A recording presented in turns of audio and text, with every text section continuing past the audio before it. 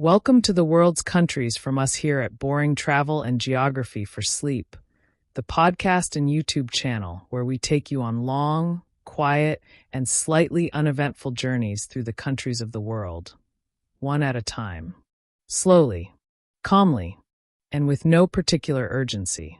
In this episode, we'll be learning about Cyprus, a small island in the eastern Mediterranean with a long history, a divided present, and many facts, most of which you probably didn't ask for. Whether you're here to relax, unwind, or fall asleep, you've come to the right place. This will be a slow-paced exploration of everything you might want to know about Cyprus, and much that you probably don't. We'll start with facts. Then we'll move gently into history. After that, we'll describe what the country is like today. Later, we'll discuss what it's like to travel there.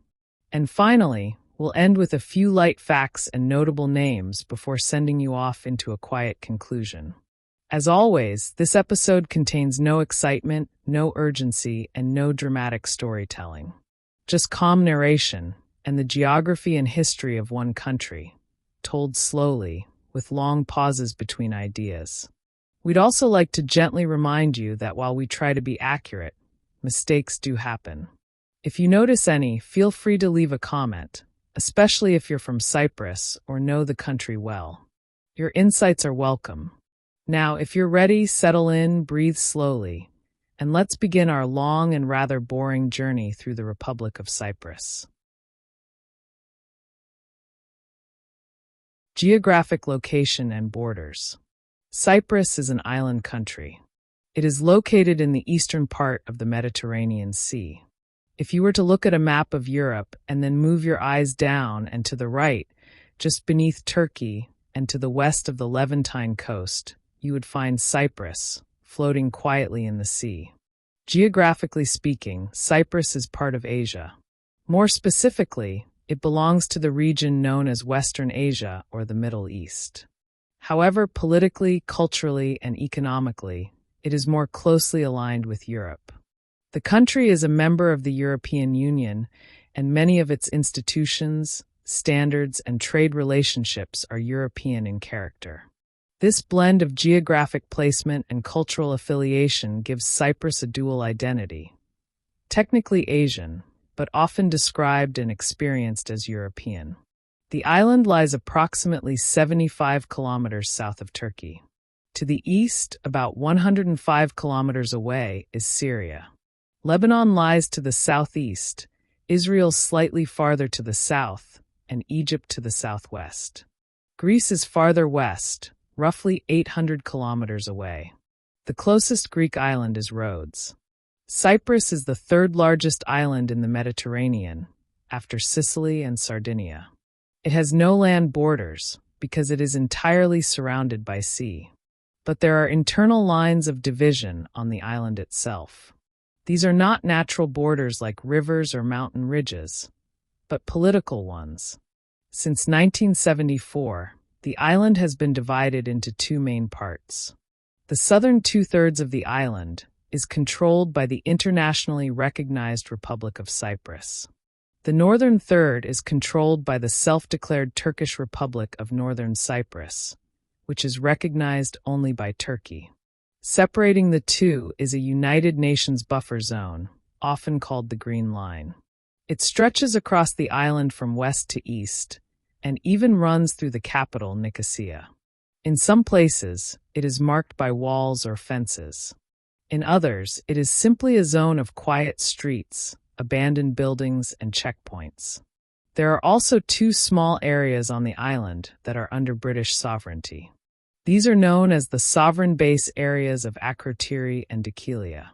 They are military zones retained by the United Kingdom after Cypriot independence in 1960. They are not part of the Republic of Cyprus, but they are surrounded by it. These areas are used mainly for military purposes and are governed by British law, though with some cooperation with local Cypriot authorities. So, to say it quietly and simply, Cyprus is an island in the eastern Mediterranean, geographically part of Asia, but often described as European. It has no land borders, but it is divided internally between the Republic of Cyprus in the south and the Turkish Republic of Northern Cyprus in the north. A United Nations buffer zone runs through the middle, and two British military enclaves sit along the southern coast. It is a complicated geography for such a small island, but also in many ways a very still one. Surrounded by sea, marked by old walls, and held in place, geographically and politically, by lines that don't always appear on tourist maps. Size and name. Cyprus is not a large country, but for an island, it is a substantial one. The total land area is approximately 9,251 square kilometers. That makes Cyprus the third largest island in the Mediterranean, after Sicily and Sardinia.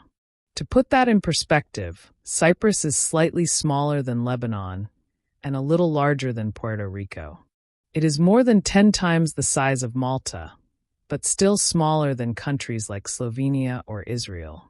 In terms of global rankings by area, it typically appears somewhere around 160th place, depending on how territories are counted. Despite its modest size, Cyprus contains a surprising variety of landscapes, languages, and historical layers. It has mountains and beaches, cities and ruins, and multiple communities that live side by side, sometimes in separation, sometimes in shared routines. The full official name of the country is the Republic of Cyprus. In Greek, this is Kypriaki Dimokratia, and in Turkish, it is Kibris Cumhuriyeti. These are the two official languages of the Republic, and both are used on public buildings, in official documents, and on currency issued by the Central Bank of Cyprus. The northern part of the island, which is not internationally recognized, refers to itself as the Turkish Republic of Northern Cyprus.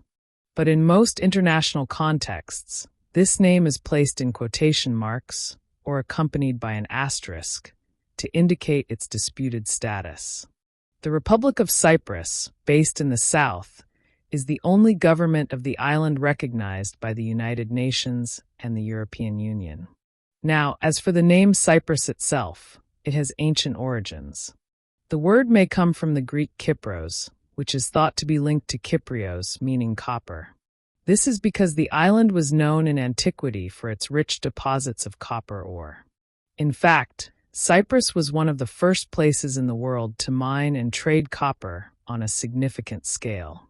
The Latin name cuprum, used for the element copper, is also believed to be derived from Aes Cyprium, meaning metal of Cyprus.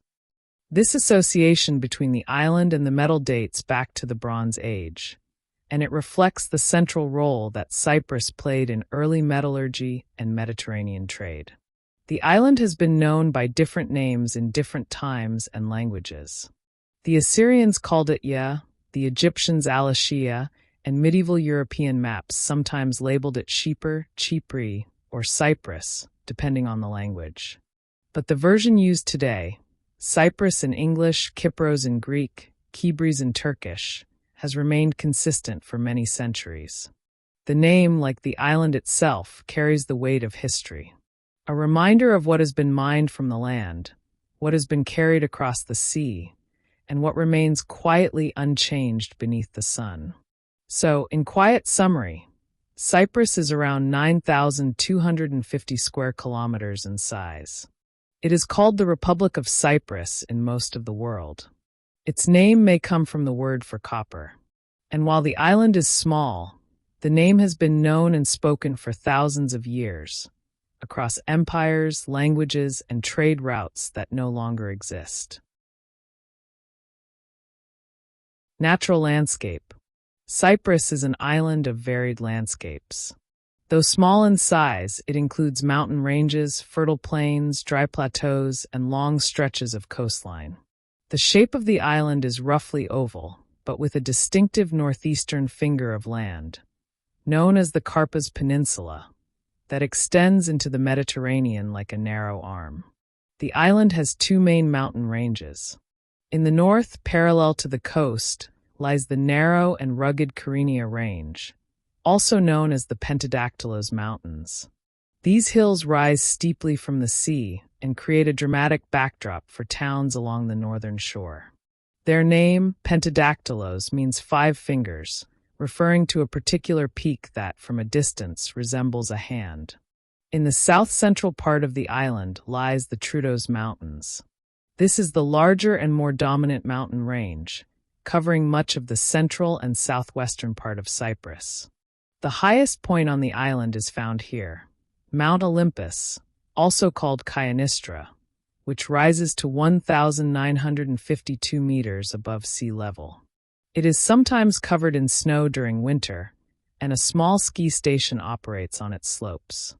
The Troodos region is known for its forests, cool climate, and traditional stone villages. Between these 2 mountain ranges is the Mesoauria Plain. This central valley stretches from east to west and includes many of the island's agricultural areas. The capital city, Nicosia, is located in this plain. The land here is flatter and drier, used for growing grains, vegetables, and olives. In summer, it can be very hot and dusty. In winter, the air is cooler and sometimes foggy. The coastline of Cyprus is long, with a total length of about 648 kilometers. It includes sandy beaches, rocky coves, and steep cliffs. The southern coast, where cities like Limassol and Larnaca are found, is more developed and visited by tourists. The northern and western coasts are quieter, with fewer resorts and more undeveloped stretches of nature. Cyprus has no major rivers, and only a few of its streams carry water year-round. Most rivers are seasonal, flowing mainly in winter and spring when rain is more common. One of the longest rivers is the Pedios, which begins in the Troodos Mountains and flows through Nicosia before reaching the eastern coast. Its waters are often reduced to a trickle by the time they reach the sea. Lakes on the island are generally small and are often man-made reservoirs. These are used to collect rainwater for drinking and irrigation. One exception is the Larnaca Salt Lake, located near the southern city of the same name. It is a shallow, seasonal lake that fills during the rainy season and dries out in the summer, leaving behind white salt deposits. During winter, it becomes home to thousands of flamingos, which feed and rest there on their migration routes. The lake is a protected wetland area and attracts quiet visitors with binoculars. The natural vegetation of Cyprus reflects its Mediterranean climate. In the lowlands, scrubby bushes and hardy grasses cover the hillsides. In the mountains, forests of pine, cedar, and oak offer shade and coolness. Wild herbs such as thyme, oregano, and sage grow freely, and in spring the hills bloom with poppies, anemones, and wild orchids. The scent of warm pine and dry earth is common in the summer months. Animals found on the island include foxes, hares, hedgehogs, and a variety of reptiles and birds. The Cyprus mouflon, a wild sheep with curved horns, is native to the island and found in the mountainous interior. It is a symbol of Cyprus and protected by law. So, to bring this part to a quiet close, Cyprus is a land of mountains and plains, beaches and forests. Its highest peak is Mount Olympus. Its rivers are seasonal. Its lakes are calm. Its coastline is long and often warm. The natural landscape may not be grand in scale, but it is rich in detail, and it changes slowly from place to place. Like the rest of the island, it is compact, layered, and quietly beautiful. Political status and division. Cyprus is one country, but it does not function as one unified territory. Since 1974, the island has been politically divided into 2 main parts, with a third section administered separately for military purposes. This division is not caused by natural features like mountains or rivers, but by human conflict and international politics. The Republic of Cyprus controls the southern 2/3 of the island. It is the internationally recognized government of Cyprus, and it holds the country's seat at the United Nations. It is also a full member of the European Union. The government operates from the capital city, Nicosia, called Lefkosia in Greek and Lefkosa in Turkish. In the northern third of the island lies the Turkish Republic of Northern Cyprus. It was declared in 1983, nearly a decade after the island was divided. This self-declared state is recognized only by Turkey. No other country formally acknowledges its independence, and the United Nations does not recognize it as a sovereign state. The dividing line between the two is known as the Green Line.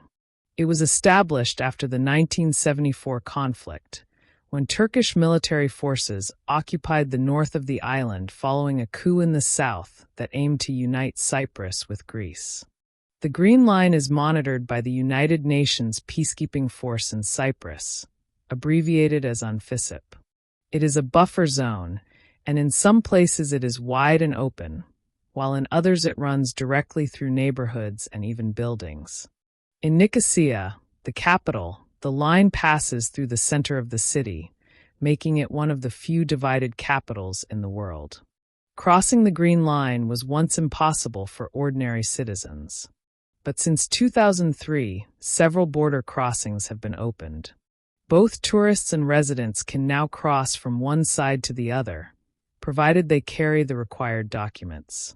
These checkpoints are operated on both sides, and the procedures are usually straightforward, though politically sensitive. Some visitors cross on foot in Nicosia, while others drive across in rural areas. The division affects many aspects of daily life. The Republic of Cyprus uses Greek as its primary language and the euro as its currency. The North uses Turkish and the Turkish lira. The legal systems differ, and so do the education systems. Mobile phone networks, post services, and vehicle registrations are also separate, though some cooperation has developed over time. There are also two British sovereign base areas on the island: Akrotiri in the south near Limassol and Dhekelia in the southeast. These areas are British overseas territories and are used mainly for military purposes. They were retained by the United Kingdom when Cyprus gained independence in 1960. These zones are not part of the Republic of Cyprus, but Cypriots can travel through them under special arrangements. The division of the island is not recognized by the international community, but it is real in practice.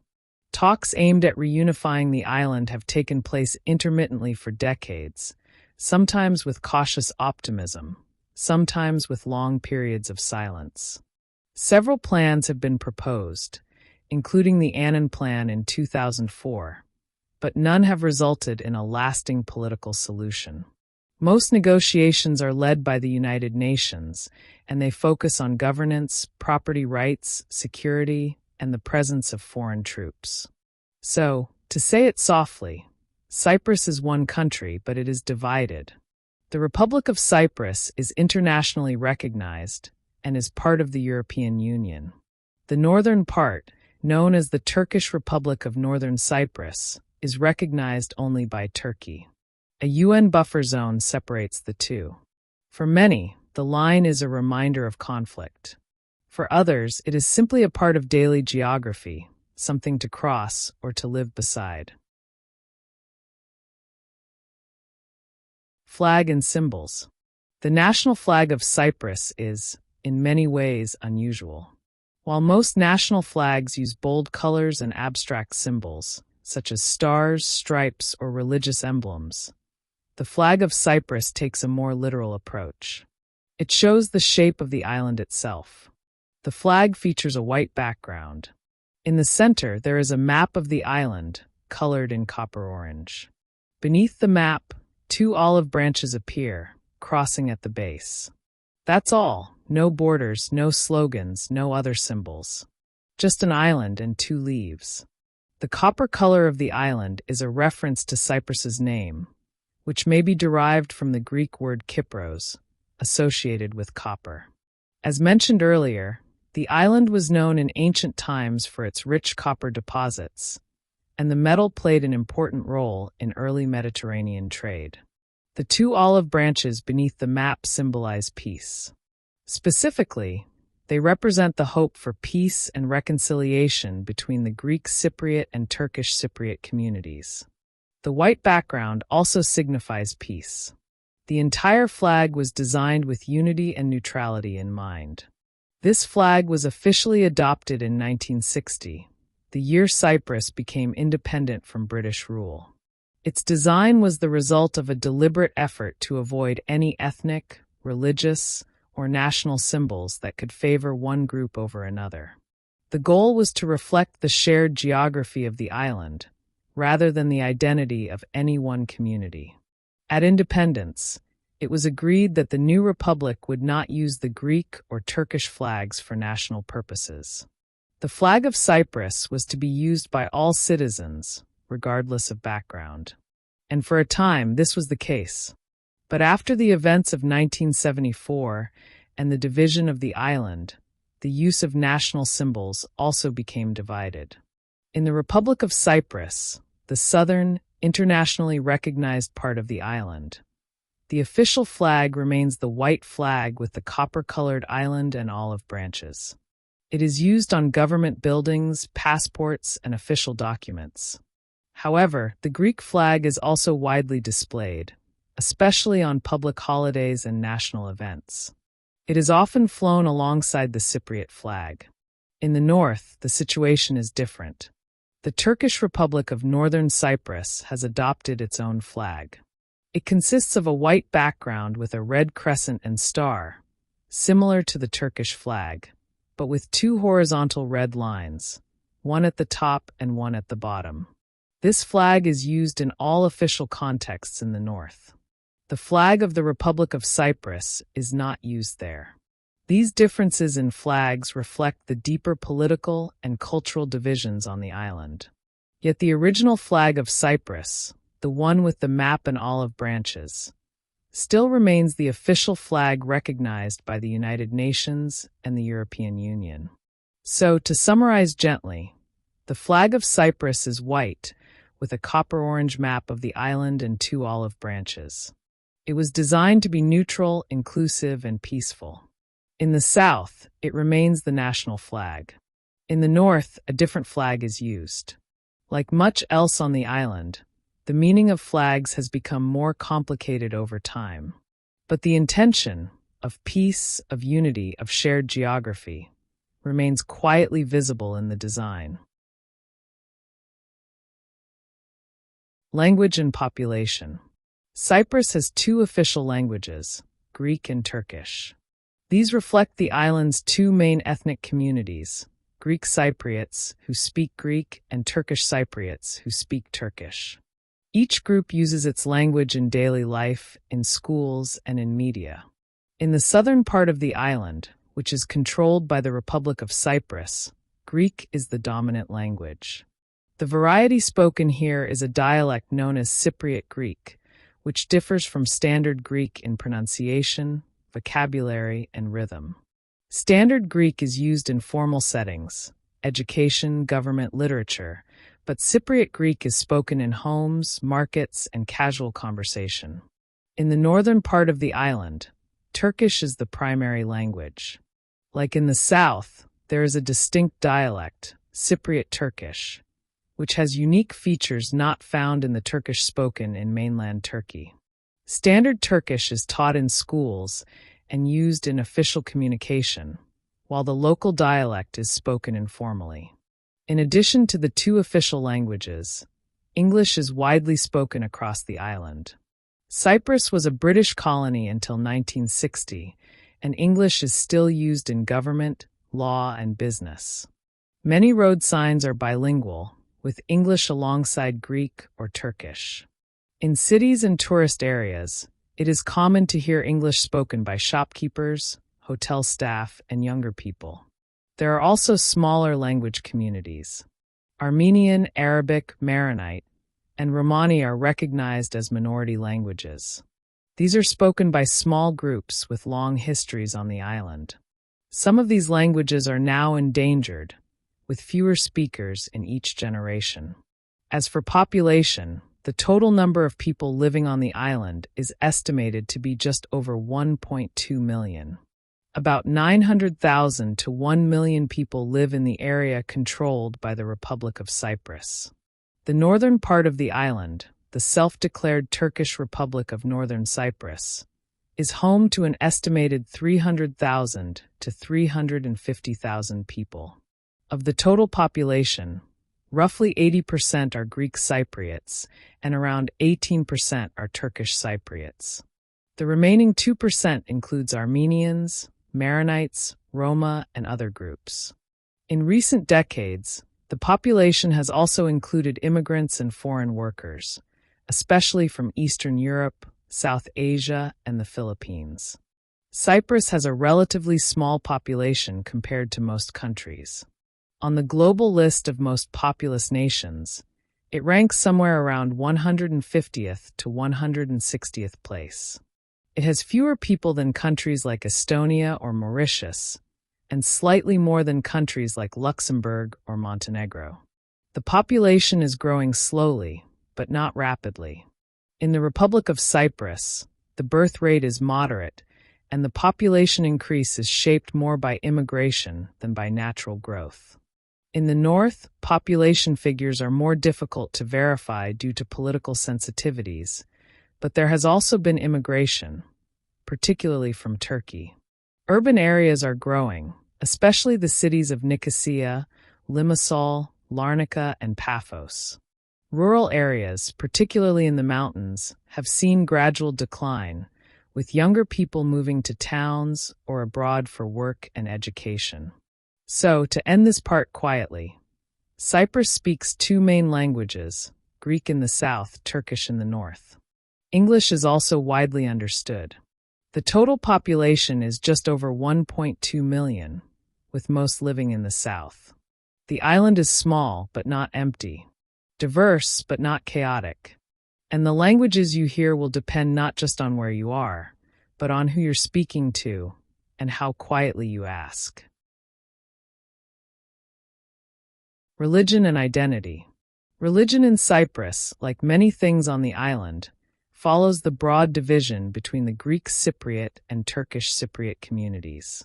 It plays an important role in cultural and personal identity, but for many, it is also a quiet presence, part of tradition, ceremony, and belonging, rather than daily ritual. Among Greek Cypriots, the dominant religion is Eastern Orthodox Christianity. The Autocephalous Church of Cyprus is one of the oldest independent Orthodox churches in the world. It traces its roots to the early centuries of Christianity and was granted autonomy by the Patriarch of Antioch as early as the 5th century. The Church of Cyprus plays a visible role in public life. It owns property, runs schools, and operates charities. Its leaders occasionally speak on political issues, and the Archbishop is a public figure. Many Greek Cypriots are baptized in the church, marry there, and are buried with Orthodox rites. But regular church attendance is not universal, especially among the younger population. Religion, for many, is more cultural than doctrinal, woven into holidays, customs, and quiet routines. Among Turkish Cypriots, the majority religion is Islam, specifically Sunni Islam. However, like their Christian neighbors, many Turkish Cypriots practice their religion in a moderate and largely private way.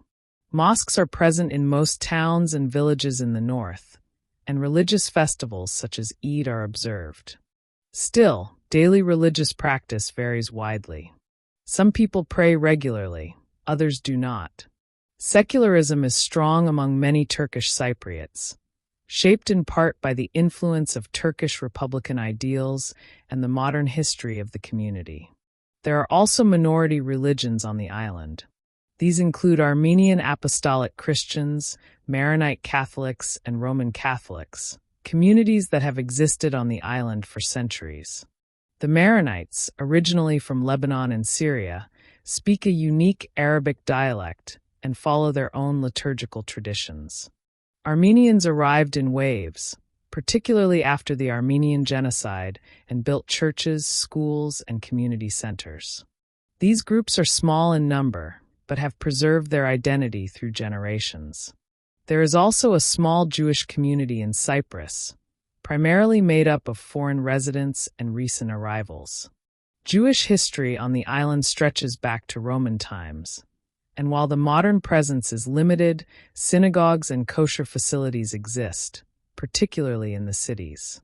Protestant and Anglican churches serve the needs of British residents, foreign workers, and diplomats. These churches are small in scale and often share buildings or hold services in multipurpose spaces. Cyprus does not have a state religion in the legal sense, but the Church of Cyprus is mentioned in the Constitution and enjoys a special status.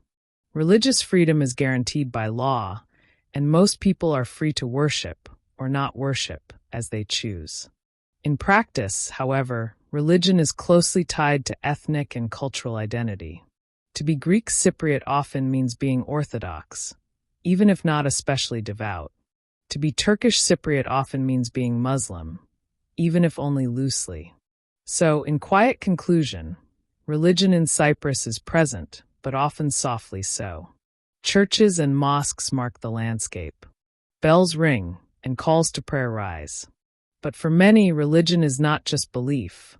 It is memory, ceremony, and identity. Something you carry with you, even if you don't always speak about it. Currency and economy. The currency used in the Republic of Cyprus is the euro, written as euro or symbolized with euro. It has been in use since 2008, when Cyprus adopted it officially, joining the Eurozone. Before that, the national currency was the Cypriot pound, known locally as the lira. With the introduction of the euro, prices were converted, coins were changed, and ATMs began to dispense notes that looked the same as in Berlin or Madrid. In the northern part of the island, the self-declared Turkish Republic of Northern Cyprus, the Turkish lira is used. It is the same currency used in mainland Turkey. This means that if you cross the green line between the two parts of Cyprus, you also cross between two different monetary systems. The euro is sometimes accepted in the north, especially in tourist areas, but not officially. As of now, 1 euro is typically worth between 30 and 35 Turkish lira, though exchange rates fluctuate frequently. The Turkish lira has experienced significant inflation in recent years, which has affected prices and economic stability in the north. In contrast, the Republic of Cyprus, as part of the Eurozone, operates under the financial and regulatory systems of the European Central Bank. The economy of Cyprus is considered high-income and service-based, particularly in the south. More than 80% of the gross domestic product, GDP, comes from services. This includes tourism, financial services, real estate, and shipping. The island has long been a hub for offshore companies, banking, and investment, although recent years have seen stricter regulations and closer scrutiny from European financial bodies. Tourism is a major source of income. Visitors from Europe, Russia, and the Middle East come for beaches, sunshine, archaeological sites, and resorts. The main tourist cities are Limassol, Paphos, Aia Napa, and Larnaca. The industry provides jobs in hotels, restaurants, transportation, and entertainment. Cyprus is also known for its maritime sector. It has one of the largest merchant fleets in the world when measured by ship registration. The country offers favorable legal and tax conditions for shipping companies, and many vessels fly the Cypriot flag. Limassol serves as a major port for cargo and cruise ships. In addition to tourism and shipping, the real estate and construction sectors have expanded, particularly in the form of holiday homes, villas, and luxury apartments aimed at foreign buyers. While this brings investment, it has also raised concerns about sustainability and housing affordability for locals. Agriculture plays a smaller role in the modern economy, but it still exists. The main products include citrus fruits, grapes, potatoes, olives, and carob. Much of this is grown in the fertile plains and coastal areas. Wine production is an old tradition on the island, and Cypriot wines, such as Commandaria, are locally appreciated and exported in small quantities. In recent years, offshore natural gas has become a topic of interest and tension. Reserves have been discovered in the waters around Cyprus, and exploration has begun, especially in cooperation with international companies and nearby countries like Israel and Egypt. However, disputes over maritime boundaries, particularly with Turkey, have complicated development. In the north, the economy is smaller and more dependent on support from Turkey. Tourism exists but is more limited, and the use of the Turkish lira introduces challenges related to currency volatility. Universities and casinos are significant sectors in the north, attracting international students and visitors, though on a smaller scale than in the south. So, to summarize quietly, Cyprus uses the euro in the south and the Turkish lira in the north. The southern economy is shaped by services, tourism, shipping, and international finance. The north operates more modestly, with support from Turkey. Agriculture remains, but quietly so. And just beneath the waves, the promise of energy lies waiting, part opportunity, part tension. Cities and government. The capital of Cyprus is Nicosia. It is located roughly in the center of the island, in the Mesozoic plain. Known as Lefkosia in Greek and Lefkosa in Turkish, it is the last divided capital city in Europe, and perhaps the world. The city is split between the Republic of Cyprus in the south and the Turkish Republic of Northern Cyprus in the north. A UN-controlled buffer zone, sometimes just a street or a row of buildings, runs through the heart of the old town. It is possible to walk across, using checkpoints that allow passage for tourists and residents. On either side, life continues, with cafes, markets, museums, and ministries. The southern part of Nicosia is the seat of government for the Republic of Cyprus. It hosts the Presidential Palace, House of Representatives, and the Supreme Court. The population of the Greater Nicosia area is approximately 300,000, making it the largest urban area on the island. The city blends modern offices with narrow medieval streets and hosts both administrative functions and cultural landmarks. Other major cities include Limassol on the southern coast is a port city and financial hub. It has grown rapidly in recent decades and is now a center for shipping, real estate, and international business. Luxury towers line the seafront, and English is spoken widely. Larnaca, also on the southern coast, is home to the country's main international airport. It has a long promenade, beaches, and salt lakes that attract flamingos in winter. Paphos on the western coast is known for its archaeological sites, including Roman mosaics and ancient tombs. It is also a popular holiday destination, especially for British visitors. Famagusta and Kyrenia, located in the north, are major urban centers under the control of the Turkish Cypriot administration. Famagusta has a walled old city, Gothic cathedrals, and a once thriving tourist area that has remained fenced off and abandoned since 1974. Kyrenia, with its harbor and castle, is a quieter but scenic town popular with visitors from Turkey and Northern Europe. The Republic of Cyprus is a unitary presidential republic. The president serves as both head of state and head of government. The system is based on separation of powers, with an elected legislature and an independent judiciary. The president is elected for a 5-year term, and there are no monarchs or ceremonial rulers. As of 2025, the president of the Republic of Cyprus is Nikos Christodoulides. He took office in early 2023, having previously served as foreign minister. His political focus includes continuing EU integration, economic development, and the long-running efforts toward reunification of the island. The legislative body is called the House of Representatives, or VULI. It has 56 elected members, though 24 additional seats are reserved for Turkish Cypriot representatives, who have not participated in the government since the events of the 1960s.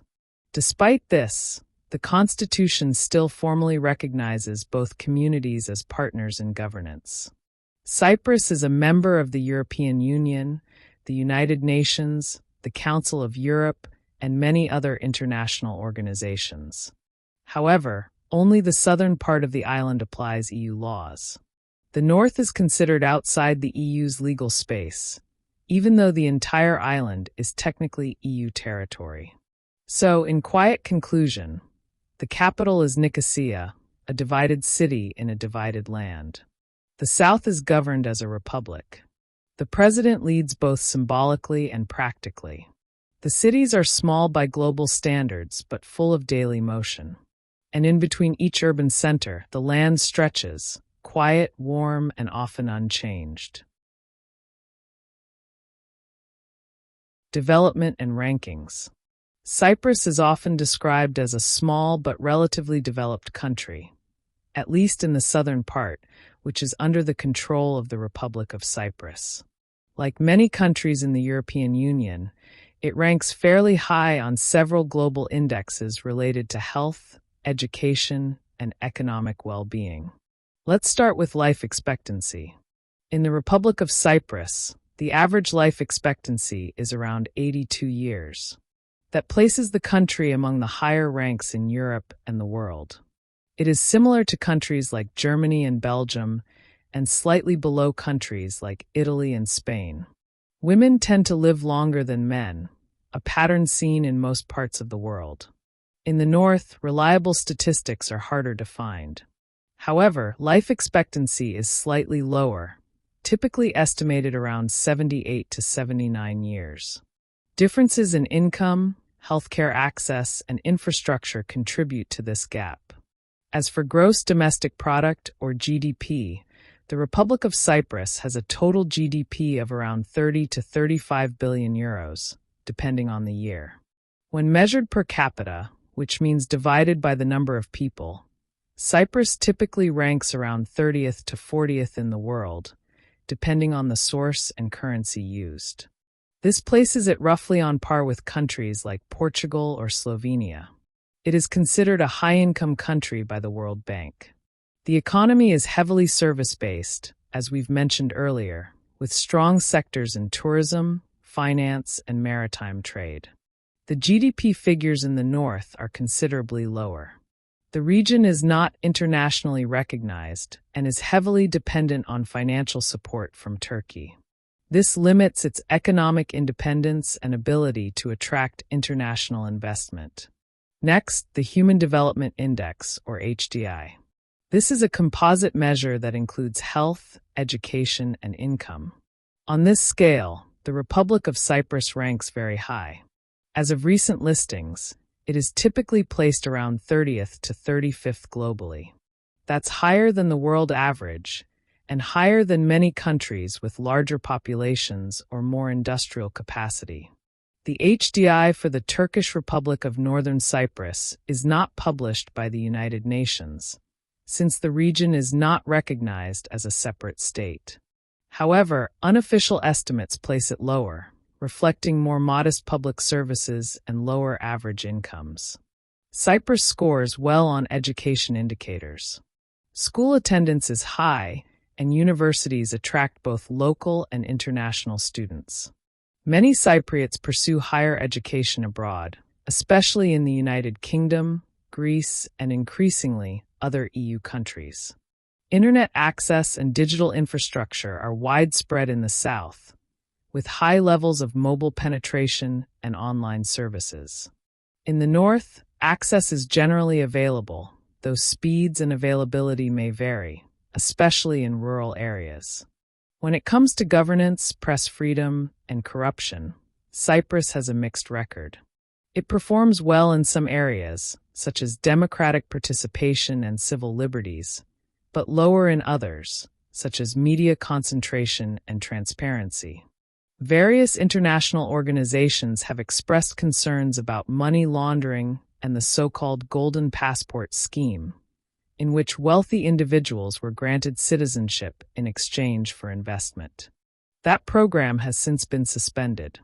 Finally, Let's take a quiet look at what people search for online about Cyprus.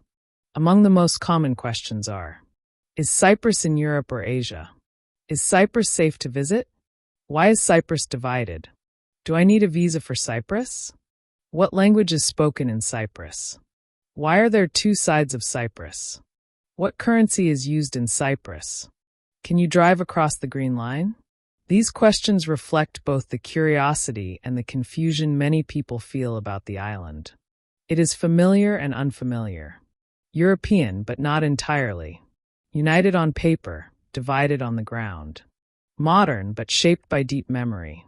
So, to end this long first section, Cyprus ranks well by many standards. It is prosperous, educated, and long-lived, at least in the south. The north is less certain, less measured, less connected to global systems.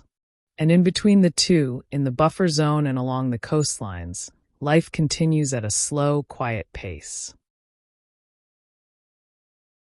Ancient history of Cyprus.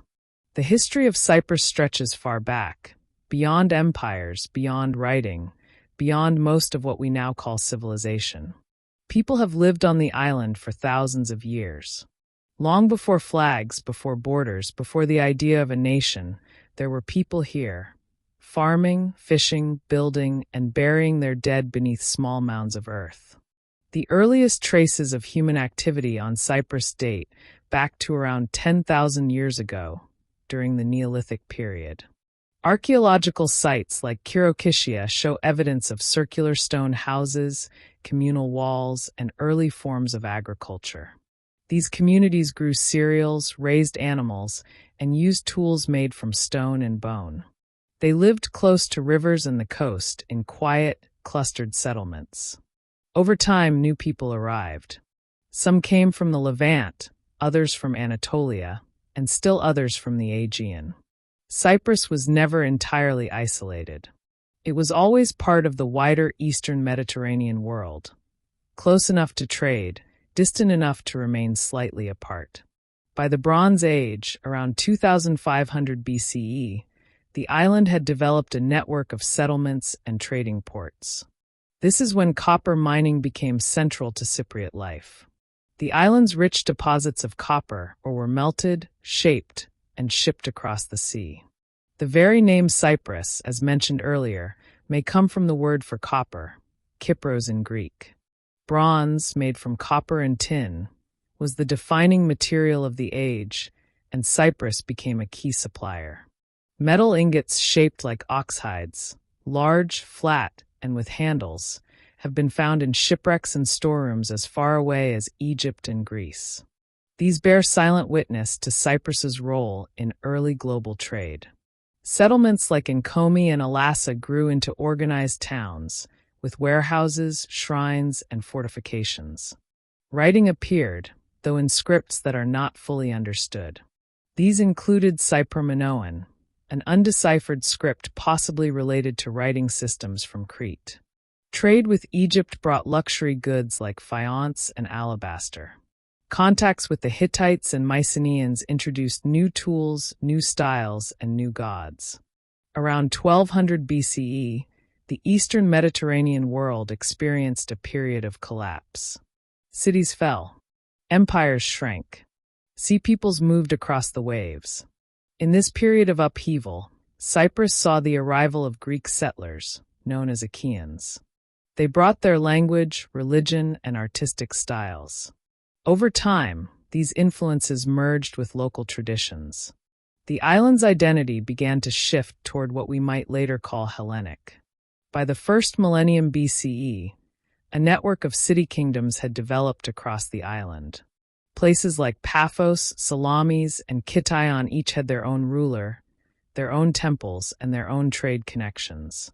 They paid tribute at times to foreign empires, including the Assyrians, the Egyptians, and the Persians, but retained local autonomy.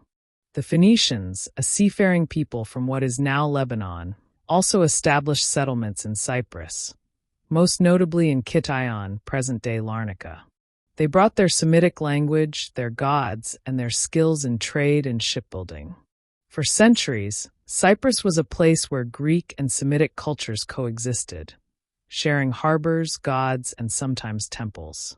By the 4th century BCE, Cyprus came under the influence of Alexander the Great and his successors. The island was drawn into the orbit of Hellenistic rule, especially under the Ptolemaic dynasty of Egypt.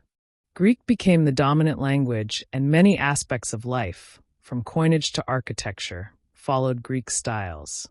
So, to end this first historical part quietly, Cyprus was never just one thing.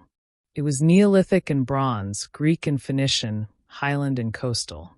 It traded copper, absorbed languages, and built temples to more than one god.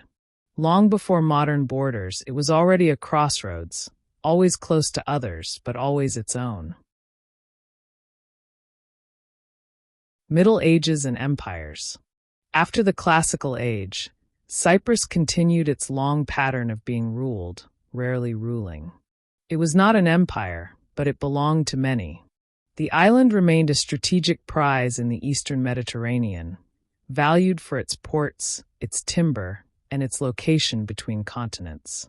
Following the death of Alexander the Great in 323 BCE, Cyprus came under the control of the Ptolemaic dynasty of Egypt. This Hellenistic rule lasted for about 250 years. During this time, Cyprus was governed by royal administrators appointed from Alexandria. Greek culture remained dominant, but local traditions persisted quietly in the countryside. In 58 BCE, Cyprus was annexed by the Roman Republic. It became a province of Rome and later of the Eastern Roman, or Byzantine Empire. During the Roman period, the island prospered. Roads were built. Aqueducts carried water. Cities such as Salamis and Paphos featured mosaics, theaters, and public baths. The ruins of these Roman cities can still be seen today. Christianity arrived early. According to tradition, Paul the Apostle and Barnabas, who was a native of Cyprus, preached on the island in the 1st century CE. The Roman governor at the time, Sergius Paulus, is said to have converted, making Cyprus one of the first territories governed by a Christian. Over the next centuries, the island became deeply Christian, with churches replacing temples and bishops replacing high priests. When the Roman Empire split, Cyprus became part of the Byzantine Empire, ruled from Constantinople. It remained under Byzantine rule for several hundred years, though not without interruption. During this period, the Church of Cyprus was recognized as autocephalous, meaning independent. This gave it the right to elect its own archbishop and manage its own affairs. It was a quiet autonomy, but one that mattered. From the 7th to the 10th centuries, Cyprus suffered from frequent Arab raids. Armies from the Umayyad Caliphate and later the Abbasids raided coastal towns and sometimes occupied parts of the island. For a time, the island was governed jointly by both the Byzantines and the Arabs in a kind of uneasy cooperation, but full Byzantine control was later restored. In 1191, the island changed hands in a dramatic way, though not everyone noticed at first. During the Third Crusade, King Richard the Lionheart of England captured Cyprus on his way to the Holy Land. He had quarreled with the local ruler, Isaac Komnenos, who had declared himself emperor. Richard defeated him, reportedly chained him in silver chains, and then sold the island to the Knights Templar. They soon found it unmanageable and sold it again, this time to Guy de Lusignan, a French nobleman and former king of Jerusalem. Thus began the Lusignan Kingdom of Cyprus. It lasted for nearly 300 years, from the end of the 12th century to the end of the 15th. The kingdom was Latin Catholic, aristocratic, and feudal. French was spoken at court. Gothic cathedrals were built. The local Orthodox population was tolerated, though treated as second class. The Crusader nobles ruled from castles and held tournaments, while the local population farmed, fished, and paid taxes. In 1489, the last queen of Cyprus, Catherine Cornaro, was forced to cede the island to Venice. It became a Venetian colony, governed from afar. The Venetians fortified key cities, especially Famagusta and Nicosia, building thick walls that still stand today. Their rule was efficient but harsh, and their control lasted until the next empire arrived. And so, quietly, the Middle Ages on Cyprus came to a close, not with a single battle, but with a slow changing of flags. From Byzantines to Crusaders to Venetians, the island remained what it had long been. Governed from afar, shaped by others, yet quietly Cypriot beneath it all. Ottoman and British period. In the year 1571, Cyprus entered yet another chapter in its long history of foreign rule. That year, the Ottoman Empire captured the island from the Venetians after a prolonged campaign. The most famous battle of this conquest was the Siege of Famagusta, which lasted nearly a year. When the city finally fell, the Ottoman fleet took control of Cyprus, and it remained part of the empire for more than 300 years. Under Ottoman rule, Cyprus was reorganized into a province, known as a sanjak and later, as an eyalet, a larger administrative unit. The island's Christian Orthodox majority remained, but the arrival of Muslim settlers from Anatolia and the conversion of some locals introduced new cultural layers. Turkish became the administrative language, and Islamic law was applied in parallel with local customs. The Orthodox Church, previously suppressed under the Latin rulers, was now allowed to function more freely. It became a key institution for the Greek Cypriot community, responsible not only for religious life, but also for education and local administration. Bishops were often intermediaries between the local population and Ottoman officials. Taxes were heavy, and living conditions varied. For much of this period, Cyprus was considered a relatively minor part of the vast Ottoman realm. It was distant from the centers of power and was not always given much attention. Yet life continued, quietly, seasonally, and slowly. In the 19th century, the Ottoman Empire began to weaken, and European powers increased their influence over its territories. In 1878, following the Russo-Turkish War, the British Empire and the Ottomans signed the Cyprus Convention. Under this agreement, Britain took over the administration of Cyprus, even though it technically remained part of the Ottoman Empire. This British control began as a lease, but in 1914, when the Ottoman Empire entered World War I on the side of Germany, Britain formally annexed the island. Cyprus was later declared a British Crown colony in 1925. British rule introduced new institutions: English-language schools, British law, and infrastructure projects like roads and ports. Nicosia became a colonial capital, and the economy shifted towards citrus farming and trade. English began to spread, especially in government and business. But the local population, particularly the Greek Cypriots, wanted more than roads and courts. Many desired enosis, or union with Greece. This sentiment had deep roots in Greek nationalism and was reinforced by the experiences of other former Ottoman territories that had joined the Greek state. In contrast, Turkish Cypriots increasingly supported Taksim, or partition, preferring to remain tied to Turkey or to see the island divided. Tensions between the two communities deepened. In the 1950s, a Greek Cypriot guerrilla group known as AOKA began an armed campaign against British rule. Their goal was independence and union with Greece. The British responded with arrests, curfews, and military action. Violence spread. Turkish Cypriots, caught in the middle, began organizing their own defense and political movements. After years of conflict, negotiations led to a compromise. In 1960, Cyprus became an independent republic based on a power-sharing constitution. The presidency would go to a Greek Cypriot, the vice presidency to a Turkish Cypriot. Government jobs, military positions, and other institutions were to be shared proportionally. But this fragile balance did not hold. Within just a few years, the arrangement began to break down. Intercommunal tensions rose. The path toward division had begun. So, to end this section in quiet reflection, Cyprus was ruled by the Ottomans for 3 centuries, then by the British for less than 1. Both empires left their marks in language, law, architecture, and identity. And when the colonial chapter closed, a new and uncertain era began. One shaped not just by foreign powers, but by internal lines that would grow harder to erase. The division of Cyprus. By the early 1960s, Cyprus was officially an independent republic. But independence did not bring peace.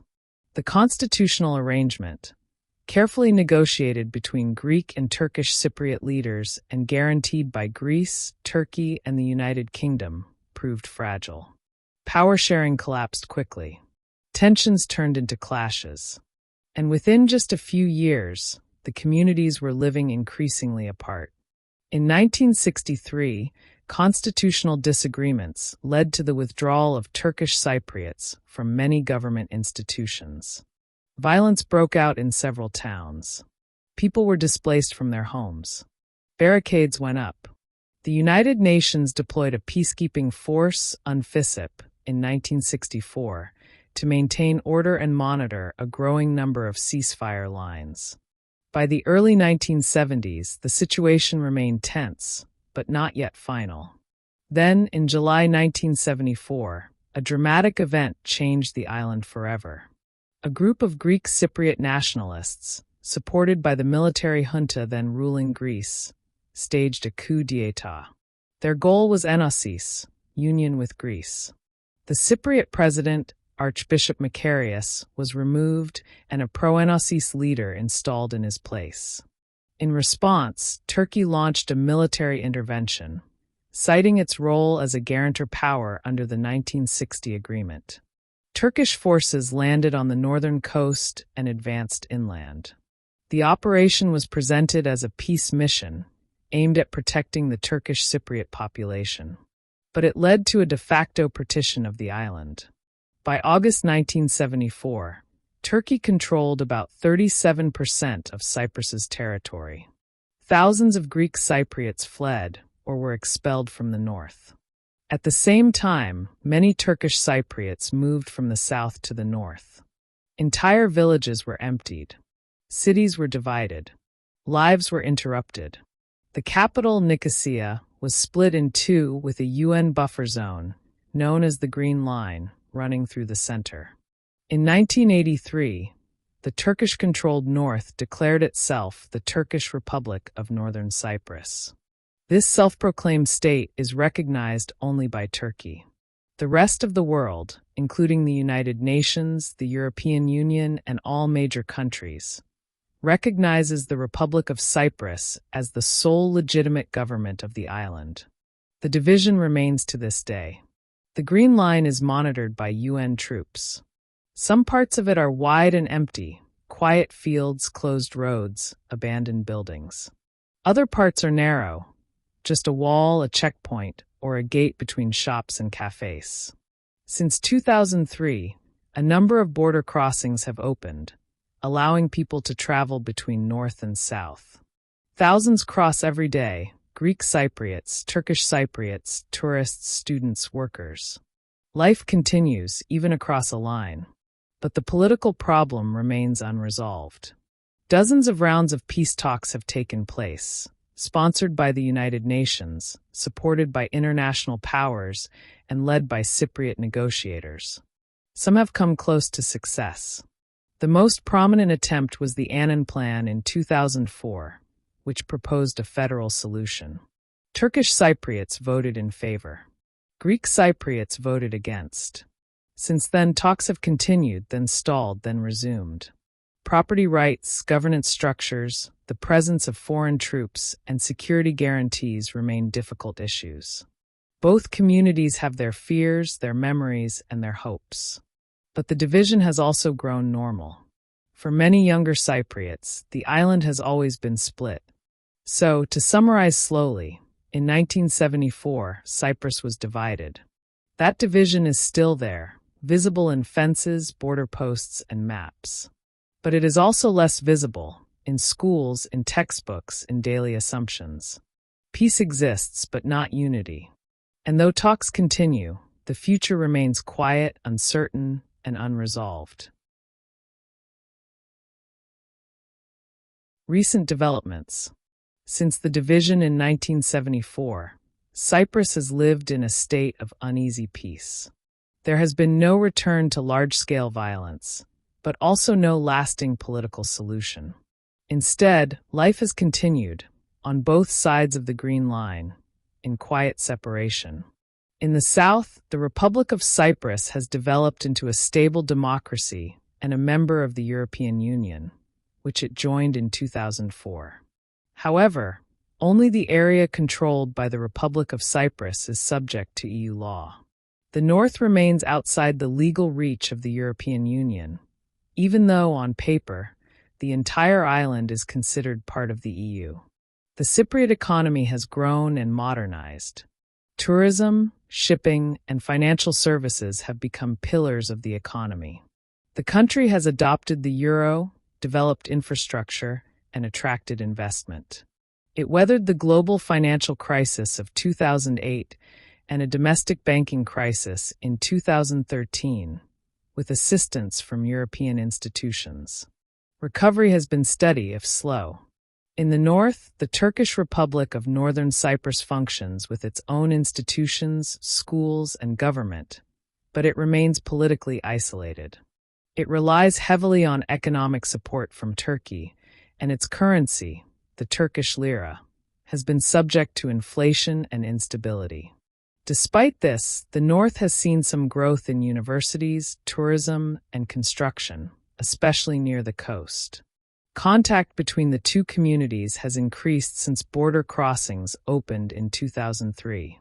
Families separated by the division have reconnected. Tourists move freely between the ancient ruins in the south and the beaches in the north. Civil society groups, journalists, and academics from both sides have cooperated on joint projects. But the political situation remains unchanged. In 2017, peace talks held in Crans-Montana, Switzerland, came close to reaching a breakthrough. The negotiations involved leaders from both sides, as well as the United Nations, Greece, Turkey, and the United Kingdom. For a moment, there was cautious optimism. But the talks ultimately collapsed, and no new comprehensive negotiations have replaced them. In the meantime, new issues have emerged. One is offshore natural gas. Cyprus has begun drilling for energy resources in its exclusive economic zone, EEZ, in cooperation with international companies. These efforts have sparked tensions with Turkey, which contests some of the maritime boundaries and has sent its own ships to explore disputed areas. The issue has added another layer of complexity to the already sensitive situation. Another development is demographic change.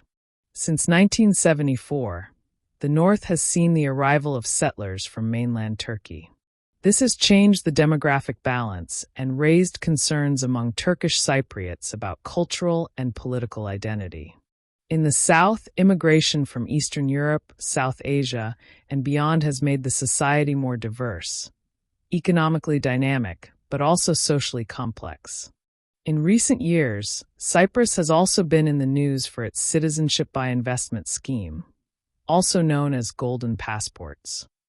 This program offered citizenship to wealthy foreigners in exchange for large investments. It generated income, but also controversy. Allegations of corruption led to investigations, resignations, and the eventual cancellation of the program in 2020. Through it all, the Green Line remains. It no longer feels like a battlefield, but it is still a border, official yet unofficial. A line you can cross, but not erase. So, to close this chapter gently, Cyprus in recent decades has grown, changed, and endured. It is modern but divided, peaceful but unresolved. Both sides have moved forward, but not together. And while new roads, buildings, and industries rise across the island, the old questions remain, quietly present, just beyond the horizon. Climate and nature. Cyprus has what is known as a Mediterranean climate, mild in winter, hot and dry in summer, and marked by long stretches of clear skies and sunshine. In fact, Cyprus is one of the sunniest places in Europe. The island receives more than 300 days of sunshine per year, with bright skies in almost every season. Summers are long and dry, typically beginning in May and continuing until October. During these months, the sun is strong, the air is hot, and rainfall is rare. Daytime temperatures often reach 35 degrees Celsius in the lowlands, especially in inland cities like Nicosia. In coastal areas, the heat is softened slightly by sea breezes. Winters are short and mild, especially near the coast. In cities like Limassol and Larnaca, daytime temperatures in January often stay around 15 to 18 degrees Celsius.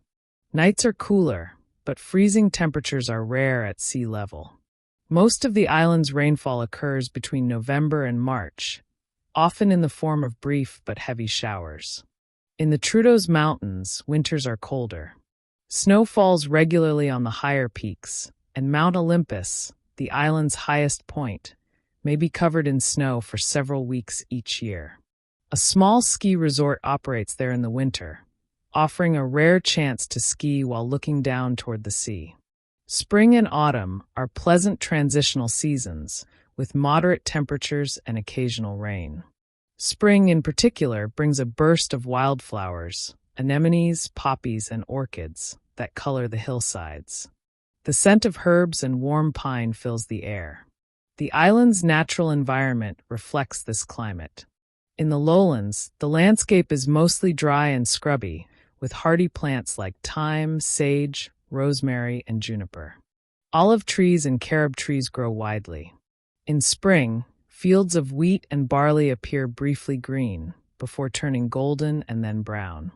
The mountainous regions are greener.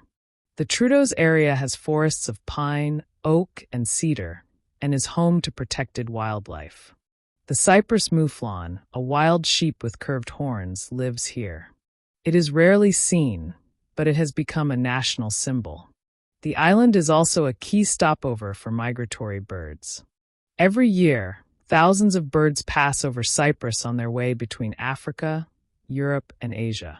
Wetlands like the Larnaca Salt Lake and Akrotiri marshes fill with water in the cooler months, attracting flamingos, herons, and other water birds. In summer, many of these wetlands dry up, leaving cracked earth and salt crystals behind. Cyprus has also faced environmental challenges. Water is limited. Rainfall varies from year to year, and droughts are common. The government has built dams and desalination plants to provide drinking water, especially for growing urban populations and tourism needs. Wildfires are another recurring threat, especially during the dry summer months. Efforts are made to manage forests and educate the public, but hot winds and dry vegetation make the island vulnerable.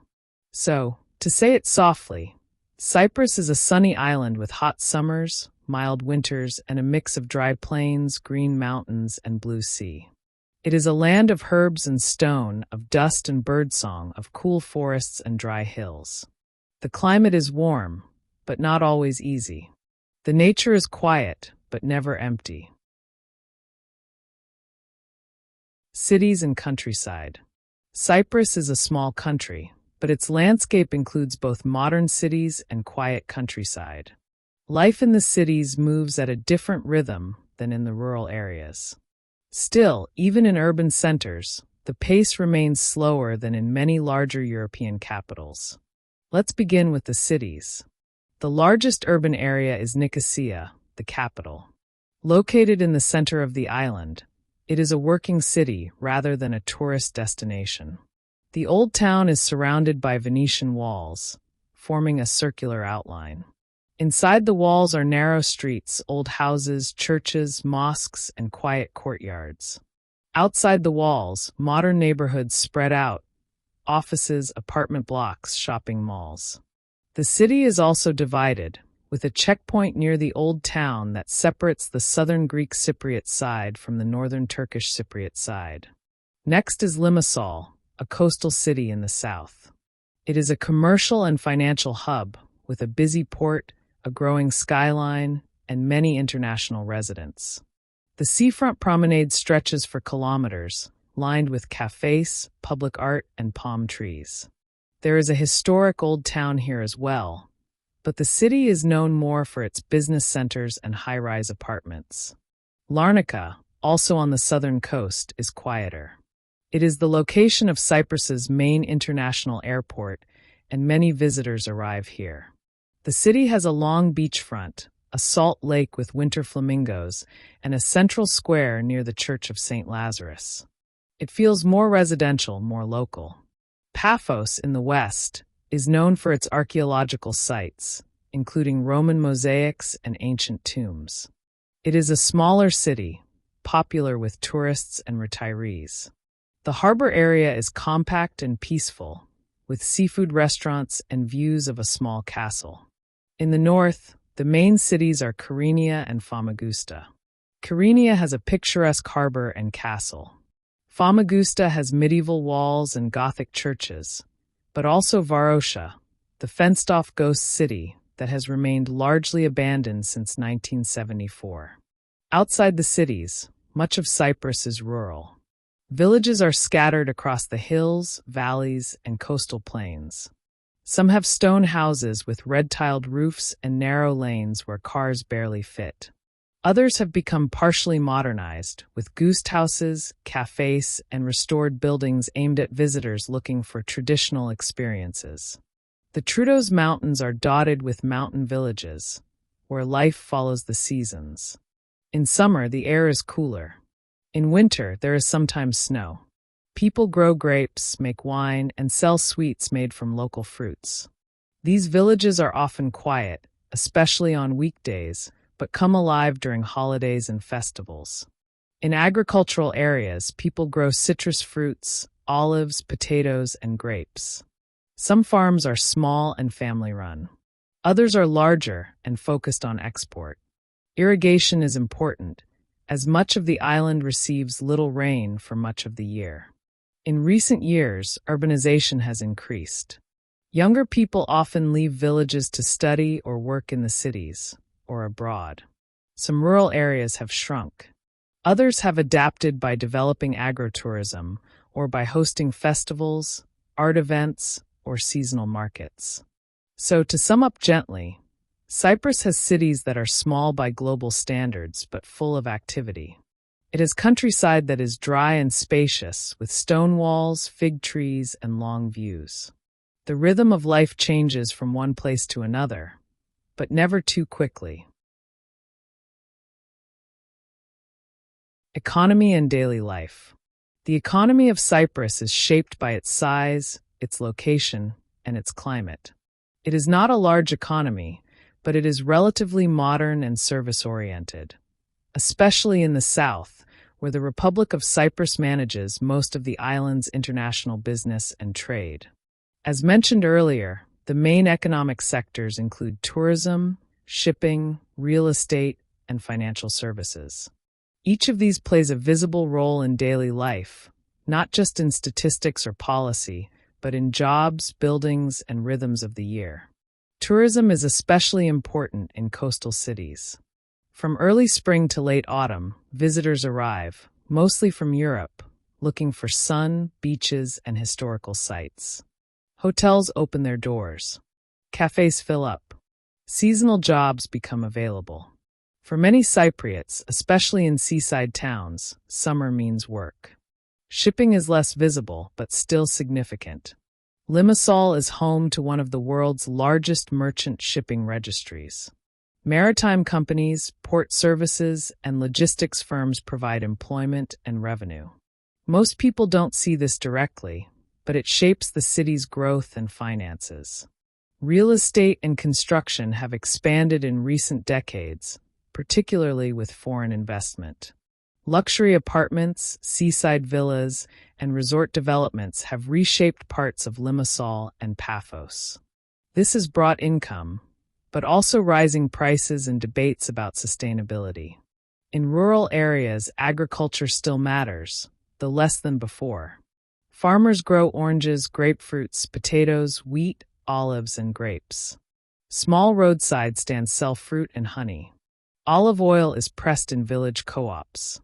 Wine is made in both modern facilities and traditional presses. Cypriots generally work in services, education, healthcare, hospitality, or administration.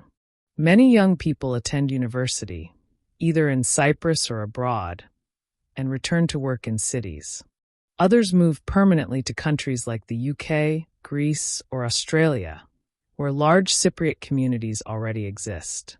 Daily life in Cyprus moves at a measured pace. Shops often close in the early afternoon for a break, especially in smaller towns. This pause is known as the Masimari, and it reflects the long, hot midday hours. Some reopen later in the afternoon. Many government offices follow similar schedules. Evenings are social. Families gather.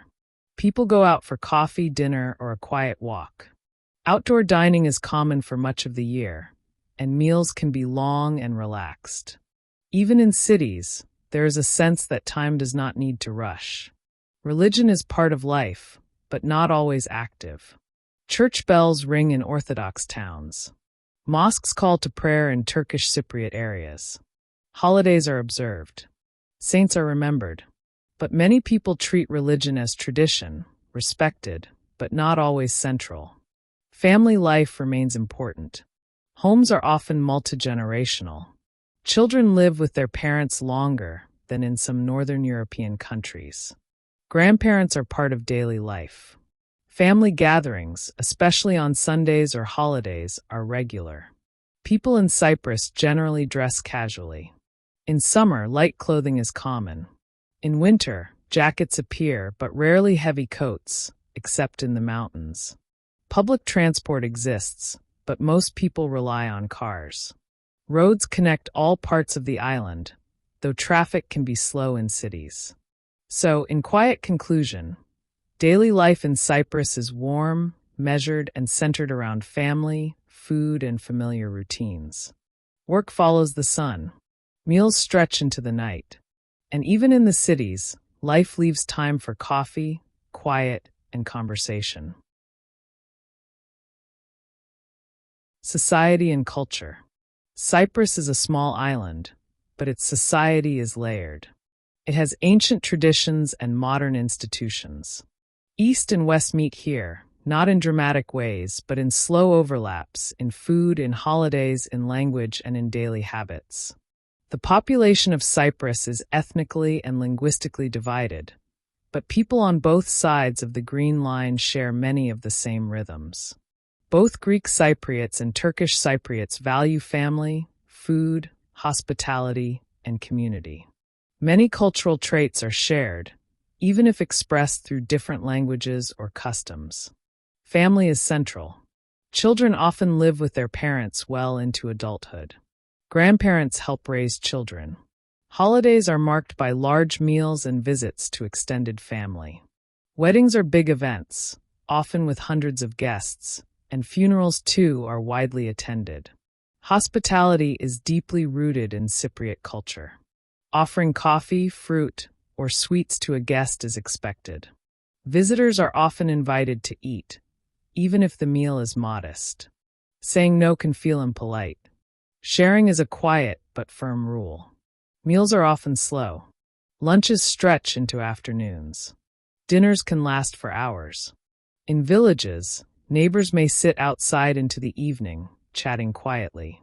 In cities, people gather at cafes and tavernas, especially on weekends. In both communities, festivals and name days are important. In the South, Orthodox Christian holidays are observed. Easter, in particular, is marked by candles, church services, and lamb roasted over coals. In the North, Islamic festivals like Eid al-Fitr and Eid al-Adha are celebrated with visits, food, and family gatherings. Traditional music includes instruments like the laudo, violin, and bouzouki in the Greek Cypriot South, and the saz and zurna in the Turkish Cypriot North. Folk dances, performed in circles or lines, are still taught in schools and performed at festivals. Modern music, however, is more likely to come from the radio, Greek pop, Turkish ballads, or English-language hits. In cities, music blends with cafe sounds, traffic, and quiet conversation. The arts are growing. Cyprus has museums, galleries, film festivals, and poetry readings. Much of the cultural scene is local and modest, but active. In Nicosia, there are theater groups, art schools, and bilingual events.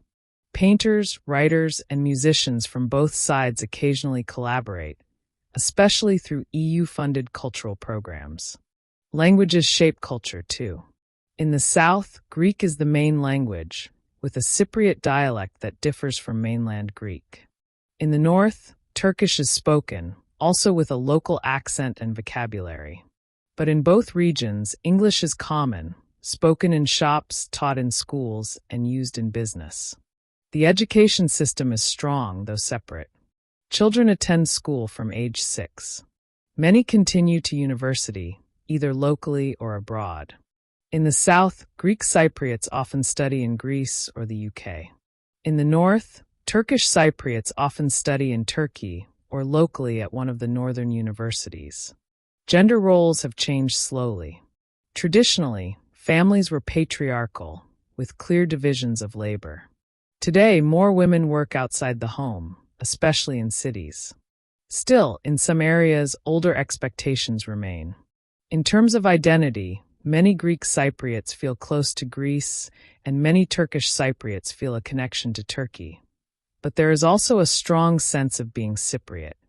This identity is shaped by geography, by history, and by the particularities of island life. So, in quiet summary, Cypriot society moves between tradition and modernity. It honors old customs, but it adapts. It is shaped by language, family, faith, and food. And even in separation, some things remain quietly shared. Safety, cost, and access. For most travelers, Cyprus is considered safe. Crime rates are low, especially violent crime. Petty theft can occur in tourist areas, as in most destinations, but serious incidents are rare. Police are present and approachable. Medical services are available, with hospitals and clinics in all major towns. Pharmacies are well-stocked and often open late. The southern part of the island, controlled by the Republic of Cyprus, is a popular destination for tourists from Europe, Russia, and beyond. The infrastructure is developed. Roads are well-maintained. Signs are in both Greek and English.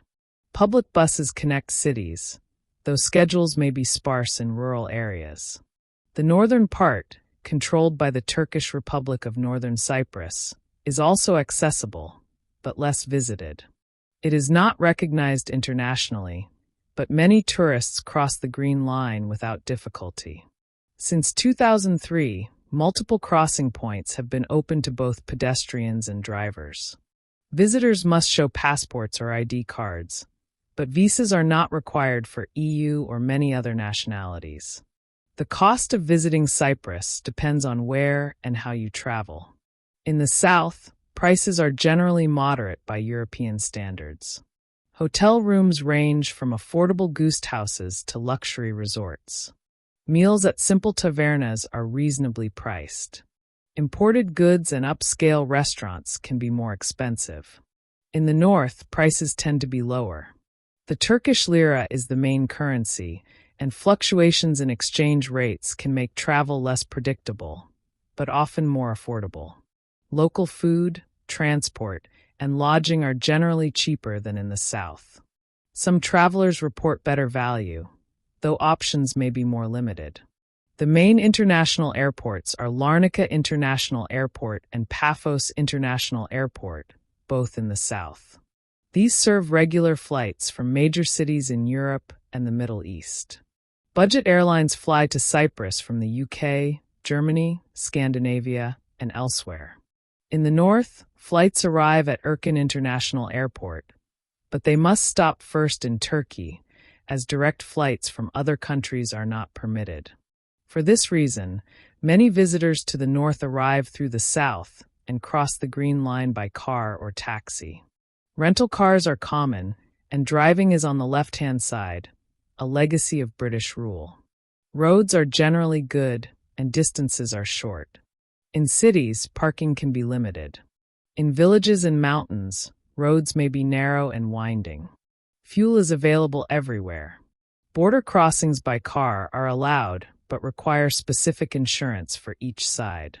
Visas are not needed for most visitors. The Republic of Cyprus follows EU visa policy, meaning that citizens of EU and many other countries can enter freely for short stays.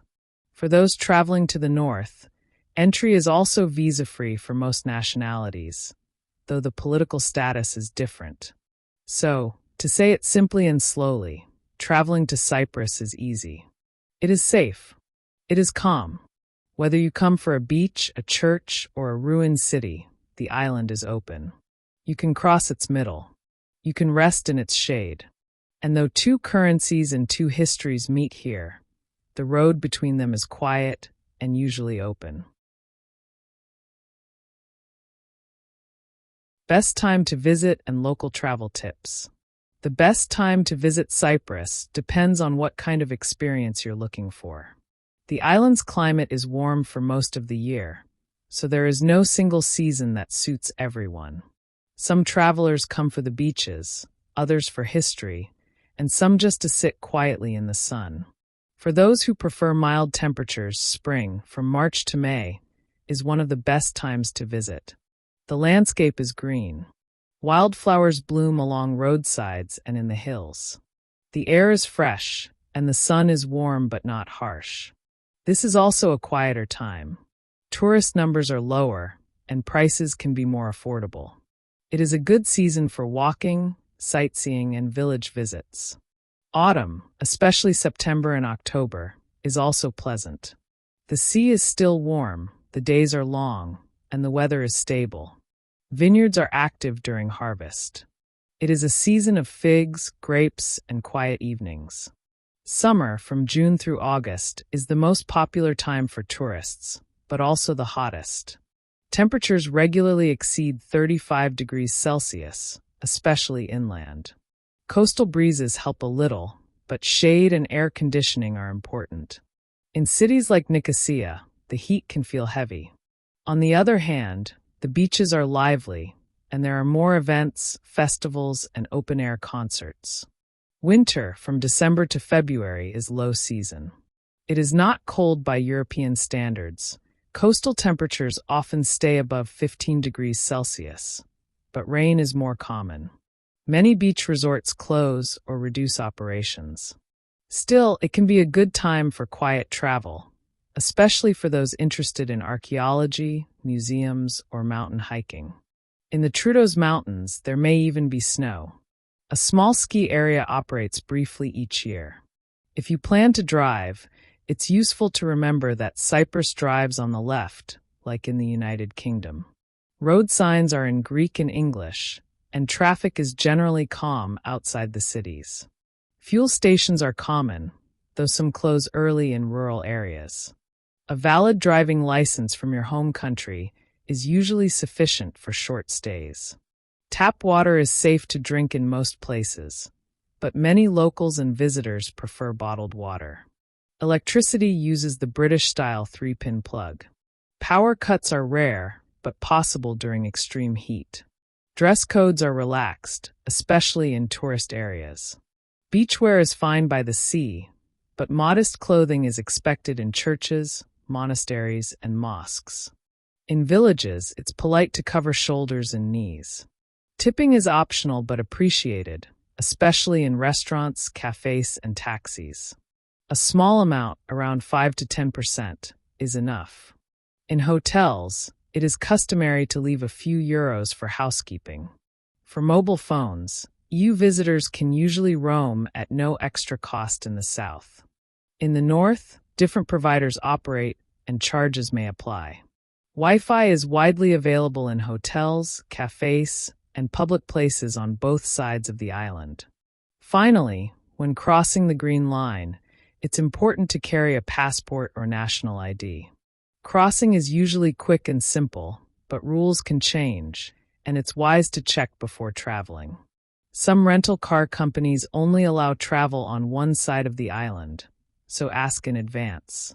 So, in quiet conclusion, Cyprus is a year-round destination. Spring and autumn are gentle. Summer is bright and hot.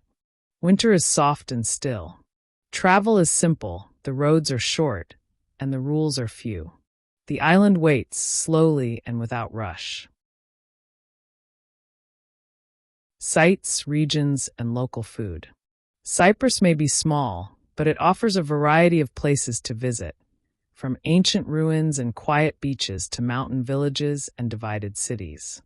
There are no towering landmarks, no world wonders, but there are many gentle places worth a slow look. Let's begin with archaeological sites. The island has been inhabited for thousands of years, and traces of its past are scattered across the landscape. In Paphos, on the western coast, the Paphos Archaeological Park contains Roman mosaics, tombs, and the remains of ancient villas. The mosaics, made of tiny colored stones, depict scenes from mythology, still bright after centuries underground. In the southwest, the tombs of the kings offer rock-cut burial chambers dating back to the Hellenistic period. They are not actually for kings, but their size and structure suggest they belong to high-ranking officials. The tombs are quiet, carved into the earth, and often visited by more birds than people. Further east, near Larnaca, is the Hala Sultan Tekke, a mosque built near a salt lake. It is one of the most important Muslim shrines on the island, set in a peaceful spot where flamingos gather in winter. The capital, Nicosia, is worth visiting not just for its museums and churches, but for its unusual status as a divided city. The old town is surrounded by Venetian walls, and inside, narrow streets lead to Ledra Street, where a border checkpoint allows passage between the Greek Cypriot and Turkish Cypriot sides. Walking across offers a quiet experience of Cyprus's complexity. In the north, the town of Kyrenia is known for its harbor, castle, and coastal scenery. Nearby, the Belipius Monastery, a ruined Gothic abbey, rests on a hill with views of the sea. The atmosphere is still and fragrant, especially in the evening. Another northern city, Famagusta, holds the walled old town with Gothic churches that have been turned into mosques or left as stone shells. Just outside is Varosha, a former resort area that was abandoned in 1974. For decades, it remained closed and empty. In recent years, some parts have reopened to visitors, though under political dispute. Inland, the Troodos Mountains rise gradually. Villages like Omotos, Kakapetria, and Padulas offer narrow lanes, traditional houses, and local wine. The air is cooler. The pace is slower. Many churches and monasteries in this region are listed as UNESCO World Heritage Sites, known for their Byzantine frescoes painted on stone walls and wooden ceilings.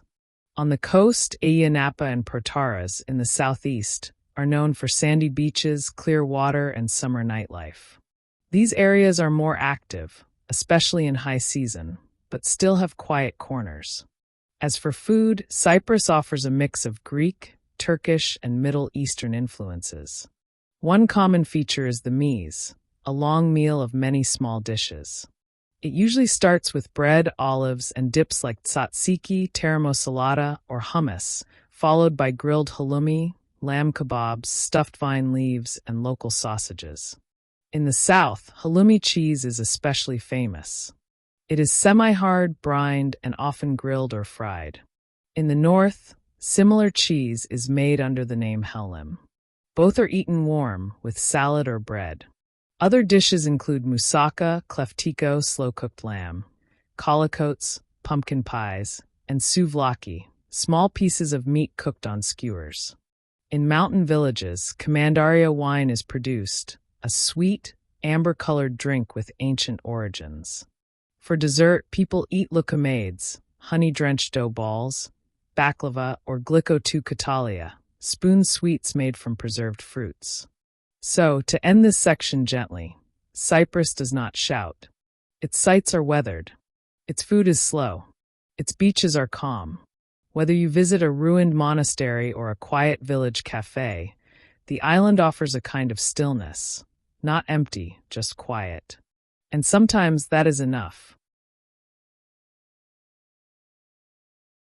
Fun facts and famous people. Even a quiet country like Cyprus has its share of small surprises. They don't shout for attention, but they sit there quietly, waiting to be noticed. Let's look at a few of them. To begin with, Cyprus is home to the oldest known wine label still in production. The wine is called Commandaria. It has been made for over 5,000 years, according to legend, and was named by the Knights Templar in the 13th century. It is a sweet, amber-colored wine made from sun-dried grapes. Richard the Lionheart is said to have called it the wine of kings and the king of wines. Another curious fact: Cyprus is one of only a few countries in the world where the capital city is divided between two governments. Nicosia, split since 1974, is still bisected by the Green Line. The United Nations maintains a buffer zone, and people cross it daily, often without drama. Few other places in the world have a city so calm, and yet so clearly divided. Cyprus is also home to a population of wild cats. Descendants, it is said, of cats brought to the island by Saint Helena, the mother of the Roman Emperor Constantine, in the 4th century. According to legend, she imported hundreds of cats to help control a snake problem at a monastery. To this day, cats are everywhere, on rooftops, in ruins, under chairs at cafes. In the mountains of Cyprus, you can find painted churches, many of them protected as UNESCO World Heritage Sites. Their wooden roofs and colorful frescoes survive from medieval times. Some are locked, some are open. Often, a local villager holds the key. As for famous people, perhaps the most internationally recognized Cypriot is George Michael. The British pop star, born Georgios Kyriakos Panayiotou, to a Greek Cypriot father. His music filled airwaves for decades. Another well-known name is Cat Stevens, now known as Yusuf Islam, who has Cypriot heritage. And in the world of sports, Marcos Baghdatis, a professional tennis player from Cyprus, reached the final of the Australian Open in 2006. For a small island, this was big news. Cyprus has also produced a number of actors, politicians, writers, and businesspeople, often working abroad, especially in the UK. The Cypriot diaspora is large, and many Cypriots maintain ties to the island even after generations overseas. In the world of technology and business, the island has attracted some international companies due to its tax system and location. While not famous for innovation, Cyprus plays a quiet role in shipping, finance, and online services. When it comes to sports, football is the most popular. Both Greek Cypriots and Turkish Cypriots follow local and international teams. Matches between top clubs like Apoel, Omonia, or Anorthosis can draw crowds and passion. The national team has not reached major tournaments, but participation continues. Other popular sports include basketball, volleyball, and tennis. In the north, weightlifting and taekwondo have strong followings. In recent years, cycling and trail running have gained popularity in the mountains, and scuba diving attracts visitors to underwater wrecks along the coast. So, to finish softly, Cyprus may be small, but it has cats, kings, and old wine. It has artists and athletes, ruins and recipes, and a capital split down the middle, quietly. It is a place of slow stories and long afternoons. And sometimes that is more than enough. And so we come to the end of our slow journey through Cyprus, a small island sitting quietly in the eastern Mediterranean, surrounded by water, shaped by history, and divided by a line that still runs slowly across its middle. We have seen how the island is geographically in Asia, but culturally tied to Europe. How it has no land borders, but many invisible ones, between languages, histories, and communities. How it has warm summers, quiet winters, and an abundance of light almost all year long. We have traced its long past, from Neolithic villages to Roman villas, from Byzantine chapels to Crusader castles, from Ottoman rule to British control, from independence to division, and how even now it remains one island, but lived in two different ways.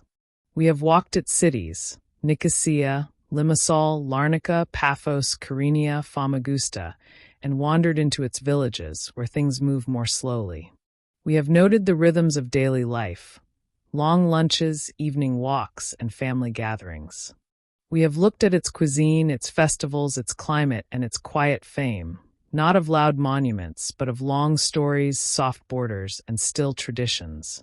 Cyprus is not a place of extremes. It is a place of layered history, gentle landscapes, and slow continuities. For some, that may seem quiet.